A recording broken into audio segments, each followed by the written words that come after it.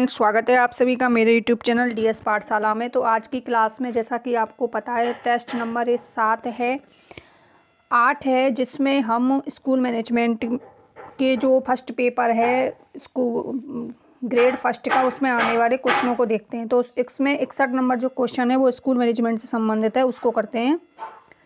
विद्यालय प्रबंधन के लिए निम्नलिखित में से सिद्धांतों का कौन सा सेट समूह सबसे अधिक उपयुक्त है। तो विद्यालय प्रबंधन के क्षेत्र में आपको पता है जो प्रसिद्ध विद्वान है वो है हेनरी फेयोल। हेनरी फेयोल ने 14 मूल सिद्धांत प्रस्तुत किए थे। तो 14 मूल सिद्धांतों में से इसमें पूछा गया है तो कौन सा सेट इसमें बिल्कुल सही है। तो इसमें सही है सहयोग, समानता, लचीलापन और साझा उत्तरदायित्व। नियत उत्तरदायित्व नहीं होता, साझा उत्तरदायित्व होता है। यदि इसमें उत्तरदायित्व खाली आता है वो भी गलत है, साझा उत्तरदायित्व होगा। और 2 विकल्प में दिया हुआ है नियत उत्तरदायित्व, तो ये दोनों विकल्प गलत हो गए। इसमें दे रखा है अति संरचनावाद, ये गलत है। इसमें लचीलापन सही था, साझा उत्तरदायित्व सही था, लेकिन अति संरचनावाद नहीं होता। तो राइट आंसर होगा इसमें पहला विकल्प सहयोग, समानता, लचीलापन और साझा उत्तरदायित्व। तो हेनरी फेयोल के 14 जो मूल सिद्धांत हैं उनको आपको याद करना है, समूह के रूप में आपसे पूछा जा सकता है। नेक्स्ट क्वेश्चन, निम्नलिखित में से कौन सा कार्य शैक्षिक प्रबंधन से संबंधित है। विद्यालय संगठन, ये तो है। गतिविधियों की योजना बनाना, प्लानिंग एक्टिविटीज, ये भी है। प्रणाली नियंत्रण, ये भी है। सभी प्रकार, सभी विकल्प सही हैं। तो चारों ही विकल्प सही हैं। तो राइट आंसर होगा चौथा विकल्प। सर्व शिक्षा अभियान के लक्ष्यों के अनुसार 6 से 14 आयु वर्ग के सभी बालकों के लिए प्रारंभिक शिक्षा किस वर्ष तक उपलब्ध हो जानी चाहिए। इसमें पूछा है किस वर्ष तक उपलब्ध हो जानी चाहिए। तो 2010। किस वर्ष तक? 2010 तक सर्व शिक्षा अभियान के लक्ष्यों के अनुसार, ऐसे। नेक्स्ट क्वेश्चन देखो, ये बड़ा क्वेश्चन है लेकिन इसको करते हैं काटते हुए ऑप्शनों से। ऑप्शन काटते जाएंगे विकल्प के अनुसार, उसके अनुसार आपका आंसर निकल आएगा। शैक्षिक संस्थानों की दीर्घकालिक निर्णय योजना का सर्वाधिक प्रभावी उपागम निम्नलिखित पर आधारित होना चाहिए। शैक्षिक संस्थानों की दीर्घकालिक निर्णय योजना का सर्वाधिक प्रभावी उपागम कौन सा होगा। स्पष्ट और साझा दृष्टि। स्पष्ट और साझा दृष्टि बिल्कुल सही है। स्पष्ट होनी चाहिए और साझा दृष्टि होगी तो दीर्घकाल तक चल सकता है। तो एक विकल्प किस किस विकल्प में है। तो तीसरे और चौथे विकल्प में नहीं है, तो इन दोनों विकल्पों को आप काट दें। एग्जाम में आपको यही करना है, जो सबसे अच्छा आपको विकल्प आता है उसको सेलेक्ट करें। तो 2 विकल्पों में तो ये है ही नहीं, 2 विकल्पों में तो ये है ही नहीं, तो इनको काट दें जिससे दिमाग आपका दौड़े ही नहीं। अब 2 में से आपको सेलेक्ट करना है कौन सा आंसर होगा। आर्थिक पक्ष पर बल देना, ये भी नहीं होता है। आर्थिक पक्ष पर बल देना तो बिल्कुल होगा ही नहीं, तो ये कट गया। तो आंसर हमारा सिर्फ बचा दूसरा विकल्प। कौन सा विकल्प? दूसरा विकल्प। पहला, तीसरा और 5वां और 6ठा, ये विकल्प हैं। आई होप आपको समझ आ गया। इस प्रकार से काटते हुए करोगे तो राइट आंसर तक आप जा सकते हैं। स्पष्ट और साझा दृष्टि, उपयुक्त प्रक्रिया का उपयोग, परिपक्व टीम का उपयोग, परिणामों के प्रति स्पष्ट प्रतिबद्धता। परिणामों पर बल देना ये नहीं है, और आर्थिक पक्ष पर बल देना ये भी नहीं होता है। परिणामों के प्रति स्पष्ट प्रतिबद्धता, परिणामों के पर बल देना नहीं होता, परिणामों के प्रति स्पष्ट प्रतिबद्धता होती है। नेक्स्ट क्वेश्चन, वार्षिक प्रक्रिया के लिए शैक्षिक सूचना प्रणाली प्रबंधन का सही चक्र क्या है। इसमें से सही चक्र आपको बताना है कौन सा होगा। तो सीधा इसमें आंसर बता देती हूँ मैं आपको। पहले तो सर्वप्रथम हम क्या करेंगे दोस्तों, आंकड़ों का एकत्रीकरण करेंगे, उसके बाद आंकड़ों की प्रक्रिया करेंगे, उसके बाद क्या होगा, आंकड़ों का विश्लेषण करेंगे, फिर आंकड़ों का लेखन करेंगे। तो लेखन का काम सबसे लास्ट में होता है, तो इन 2 विकल्पों में बिल्कुल नहीं है। तो ये राइट आंसर होगा। आंकड़ों का एकत्रीकरण करना, आंकड़ों की प्रक्रिया, आंकड़ों का विश्लेषण करना और आंकड़ों का क्या करना, लेखन करना। विद्यालय प्रबंधन विद्यालय मानचित्रण के लिए उपयोग की जाने वाली प्रविधियों और प्रक्रियाओं में निम्नलिखित में से कौन सा कार्य सम्मिलित नहीं है? तो बताइए क्या हो सकता है इसका राइट आंसर। विद्यालय की स्थानीय स्तर की मांगों की योजना बनाना, बिल्कुल सही है। नीति निर्माण योजना पर किए गए निर्णयों को सहारा देना, बिल्कुल सही है। संसाधन निर्धारण और विद्यालय विकास की भविष्य की प्राथमिकताएं तय करना, ये भी सही है। एक शिक्षा प्रणाली का विश्लेषण करना, एक शब्द इसमें गलत है। कल भी मैंने आपको बताया था, सिर्फ शब्द आ जाए, एक शब्द आ जाए, मात्र शब्द आ जाए, केवल शब्द आ जाए, ये गलत होते हैं। एक शिक्षा प्रणाली का विश्लेषण करना नहीं होता है। नेक्स्ट,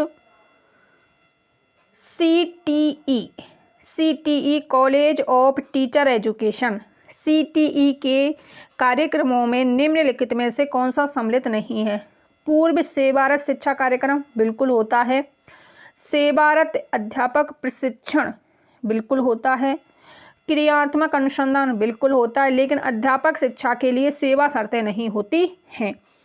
CTE के कार्य में प्रशिक्षण देना दो प्रकार से होता है, एक तो विद्यालय सेवा पूर्व और सेवारत कार्यकाल प्रशिक्षण। एक तो पूर्व सेवारत और सेवा में है सर्विस इन सर्विस। तो राइट आंसर चौथा विकल्प। ई-गवर्नेंस सेवाओं के लिए सुविधाजनक, प्रभावी और पारदर्शी तरीके से ICT सूचना एवं संप्रेषण तकनीकी निम्नलिखित में से कौन सा लक्ष्य मतलब टारगेट समूह सम्मिलित है? सरकार, नागरिक, व्यापार, लाभार्थी या उपयुक्त सभी। तो चारों ही सही हैं, मतलब तीनों ही सही हैं। सरकार टू सरकार हो सकता है, सरकार टू नागरिक हो सकता है, सरकार टू कार्मिक हो सकता है, सरकार टू व्यवसायी हो सकता है। तो तीनों ही विकल्प सही हैं।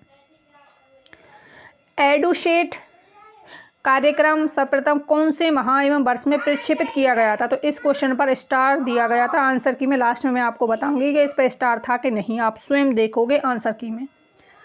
भारत स्काउट्स एवं गाइड्स का राष्ट्रीय मुख्यालय स्थित है। एक दिन भी आया था ये क्वेश्चन प्रीवियस ईयर क्वेश्चनों में ही, दिल्ली में। कहाँ पर स्थित है? दिल्ली। भारत स्काउट्स एवं गाइड्स का राष्ट्रीय मुख्यालय दिल्ली में स्थित है। कस्तूरबा गांधी विद्यालय बालिका विद्यालय का आरंभ हुआ। तो देखो शब्द के अनुसार आप डेट को याद करें। कस्तूरबा एक शब्द, गांधी दो शब्द, बालिका तीन शब्द और विद्यालय चार शब्द। कस्तूरबा गांधी बालिका विद्यालय की स्थापना 2004 में की गई थी। चार शब्द हैं इसमें और स्थापना भी 2004 में की गई। शायद आप इसे भूलेंगे नहीं अब। निःशुल्क और अनिवार्य बाल शिक्षा का अधिकार अधिनियम 2009 के अनुसार प्रारंभिक शिक्षा के लिए प्रवेश प्राप्त कोई बालक प्रारंभिक शिक्षा पूरी करने तक निःशुल्क शिक्षा का हकदार होगा। बहुत अच्छा क्वेश्चन है, RT से पूछा गया है 2009 से, राइट टू एजुकेशन से। निःशुल्क और अनिवार्य बाल शिक्षा का अधिकार अधिनियम 2009 के अनुसार प्रारंभिक शिक्षा के लिए प्रवेश प्राप्त कोई बालक प्रारंभिक शिक्षा पूरी करने तक निःशुल्क शिक्षा का हकदार होगा। सरकारी विद्यालयों के केवल 14 वर्ष या सभी प्रकार के विद्यालयों में 14 वर्ष या गैर सरकारी विद्यालयों में 14 वर्ष या 14 वर्ष की आयु के पश्चात भी। तो इसका राइट आंसर क्या था? चाहे सरकारी हो चाहे गैर सरकारी हो, सभी प्रकार के विद्यालयों में 14 वर्ष निःशुल्क शिक्षा का अधिकार होगा। क्योंकि आपको पता है RT के तहत ही निजी विद्यालयों में 25% सीटें आरक्षित की जाती हैं। RT के तहत ही जो निजी विद्यालय हैं उसमें भी बच्चे फ्री पढ़ते हैं 14 वर्ष तक। 25% सीटें जो होती हैं वो आरक्षित रखी जाती हैं, रिजर्व रखी जाती हैं। जिनका नंबर आता है उन बच्चों के लिए वो फ्री में पढ़ते हैं सरकार के पैसे से। और सरकारी विद्यालयों में तो है ही है। तो सभी प्रकार के विद्यालयों, क्योंकि अभी मेरी पोस्टिंग अभी मेरी जॉइनिंग हुई है तो हमें RT के तहत बच्चों की चेकिंग के लिए भेजा गया था। तो हम गए थे, मेरे साथ एक मैम है लेक्चरर मैम, वो भी गई थी। इसलिए मुझे पता है कि गैर सरकारी विद्यालयों में भी और सरकारी विद्यालय दोनों में भी फ्री पढ़ते हैं बच्चे। सरकारी में तो पढ़ते हैं, लेकिन आपके माइंड में ये होगा कि गैर सरकारी में है कि नहीं। आरटी के तहत 25% जो सीटें होती हैं वो गैर सरकारी विद्यालयों के लिए रिजर्व रखी जाती हैं। तो हम गए थे चेकिंग पर। एक चीज़ें हम अपने हाथों से करते हैं, एक चीज़ें हम बुक के माध्यम से पढ़ते हैं।